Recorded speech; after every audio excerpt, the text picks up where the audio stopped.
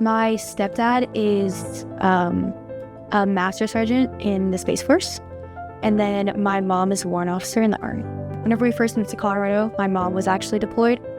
I want to say she was in Iraq at the time, and then my stepdad has been deployed multiple times during like Christmases and other holidays. There's plenty of times where like I haven't been able to talk to one of my parents for days, and you kind of feel unseen, especially in a school like Rampart, because it's not primarily military families.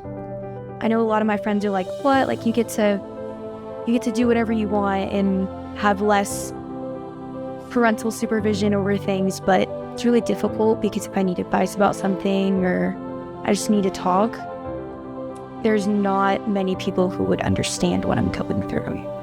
So my dad just recently retired last year from the Air Force. He'd been in for 36 years. During the whole Iraq-Afghanistan incidents, just post 9/11, he was deployed for a year. I was living up in Rhode Island, and it was just me, my brothers, and my mother for an entire year, which was pretty rough, but we managed and made through. And then since he's gotten back, I don't think there's ever been a month when he's been home for every day. Everywhere I've been, I've had to basically start over, make new friends, hit square one, and doing that every 2 years is really rough. With the military in general, yes, I support it, and I like the fact that they're out there defending us, but overall, they're here and they're to protect us. My grandfather was a quiet man. What you really didn't know about him was that he landed during the second wave of D-Day on Normandy Beach. We see movies all the time, but he actually described moving through the sand as they moved up the beach using knives to probe the sand in front of him for landmines. He was part of the Army Engineer Corps.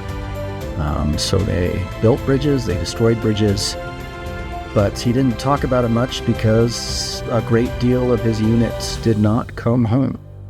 My whole family has a strong military background. My dad was in the Air Force, my brother was in the Marines, but I think it traces back to my grandfather's example. I think military families are strong. People use the word hero, I think, a little too lightly these days, but sometimes it applies.